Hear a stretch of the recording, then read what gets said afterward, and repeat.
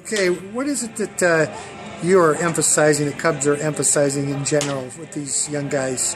The Cubs' philosophy, we believe in the strike zone, strikes early, quality strikes, pitching down in the zone, changing speeds, and ultimately going after the hitters from pitch one, winning one and even counts. We call them 1-1 counts, 2-2 counts. You win those counts, you're going to be successful.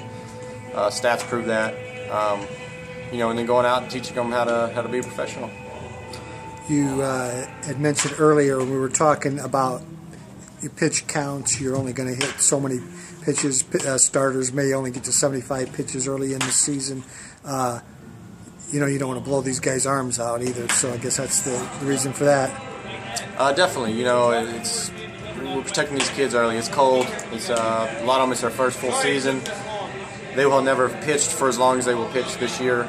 And innings will start to add up at the end. So we want to try to protect them in the early, so at the end we don't have to shut them down because of pitch limits.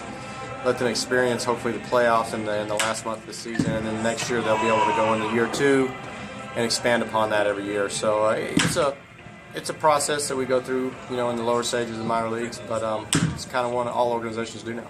Okay. You want the guys that they got good stuff to kind of let it loose, but if they're trying to throw the ball through the brick wall and they're not really trying to throw strikes and hit their spots, they're not doing themselves any favors there either, are they? Definitely not. We keep them all mechanically sound. They're all different in how they deliver the ball, but when it comes to the nuts and bolts of a delivery, they're all pretty similar. As long as we're in their parameters, and some guys are going to throw harder than others, but we keep it under control, stay aggressive in the strike zone, go right after hitters. Do you kind of recognize pitches out there that pitch like you did, or do you feel like it doesn't matter what style those guys are throwing, you can tell them something? I was a little different than most. I was a low or a high three-quarter rather, sinker ball or sinker slider. Which we have some sinker ballers on this team, which is good, and being able to relate to them and being able to tell them to attack the bottom of the zone. We're daring the hitters to put the ball in play. We want them to put the ball in play because more times than not, it's going to be a ground ball, it's going to be an out. Talk to them in that. It's fun this year. But, I relate to all pitchers because we all go through the same thing, the season, the preparation before the game, the learning the hitters, learning the league, the hitters that are in the league, and, we're all in the same boat when it comes to that. Okay, one last question. I know tempo is important. There's no clock at this level, but at the same time, if you're taking too much time out there, that's probably not a good thing either, is it? No, you don't want to think over too much. That can be.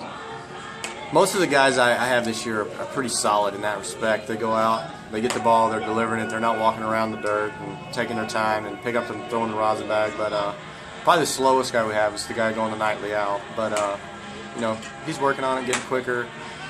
Times of play have gotten a lot better, and he's learning that also to move faster and get the pace of play, because your defense ultimately will be better if you're moving quickly. And they don't get back on their heels or go to sleep, and they get in a rhythm if they're pitch one, pitch two, pitch three. For sure, especially if you're throwing strikes early, man. They're ready to go. They're expecting the baseball every time.